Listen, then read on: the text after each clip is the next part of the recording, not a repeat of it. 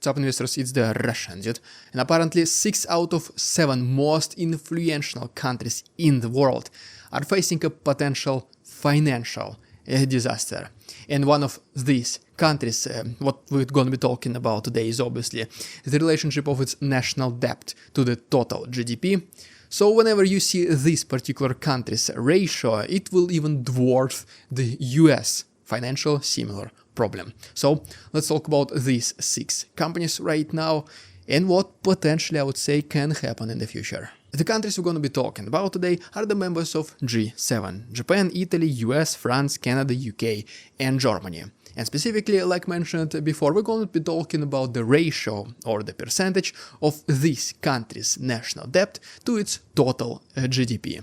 And well, here is the graph you can see right now on your screen, which shows that this ratio of these countries is quite unsettling, except one last country on its list, Germany. The most disastrous situation is obviously for Japan. Its total national debt is equals to 255% of its total GDP.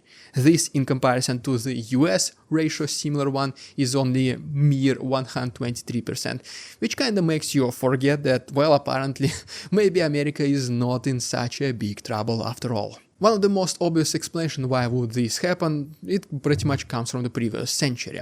After the defeat, after the loss in the Second World War, Japan was obviously financially constrained, it had to pay reparations, it had to rebuild its own country, and there were a lot of sanctions and financial regulations, making it very hard, very complicated for this country to be back on its feet. Then it was also the so-called the lost decade, when the Japanese markets pretty much collapsed and lost all of its value, and it only recovered decades later. This process started in the 1990s. Slowly but surely Japan did recover, well, obviously because this is one of the leading countries in the world, mainly in the sectors of the technology, car manufacturing and, well, high innovations and development. The second country on this list, to be honest, in my personal opinion, is of a much bigger concern, Italy, where its own national debt represents 139% of its GDP, while Italy, on the other hand, unlike Japan, is not that much technologically advanced. I mean, yes, they do have nice Italian cars, we all know this,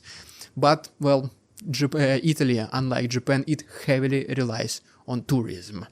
For this reason, the situation, I would say personally in my opinion, is much more dire for Italy than for Japan. The next country on our list is obviously America, and we've made already countless number of videos talking about the US national debt problem. So to just sum it all up, yes, the problem is huge. The interest payments alone, they represent top 5 biggest expenditures of the US budget. Something needs to happen, and something needs to happen as soon as possible, because America is pretty much, it is the biggest financial country in the world. It is the biggest economy in the world. So if America collapses, it will have severe impact on the rest of the world, not just the country itself. The countries down along the list, France, Canada and UK, well, they kinda have the manageable level of debts.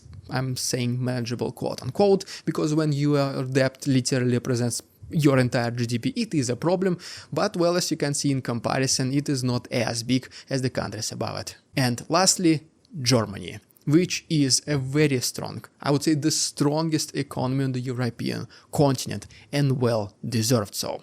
As you can see, it represents, the German national debt only represents 64% of its total GDP, which is an absolutely healthy number.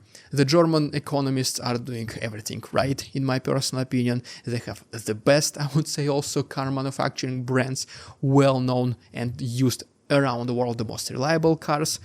And, well, once again, the economy confirms that things are going well for Germany, at least for now. It is almost, I would say, Germany alone that drags majority of European Union members along with it, and which does not allow the European Union itself to collapse. Well, there you have it. If you found this video interesting and informative for both, please guys like this video, subscribe to my channel. Thanks so much for watching. See you tomorrow.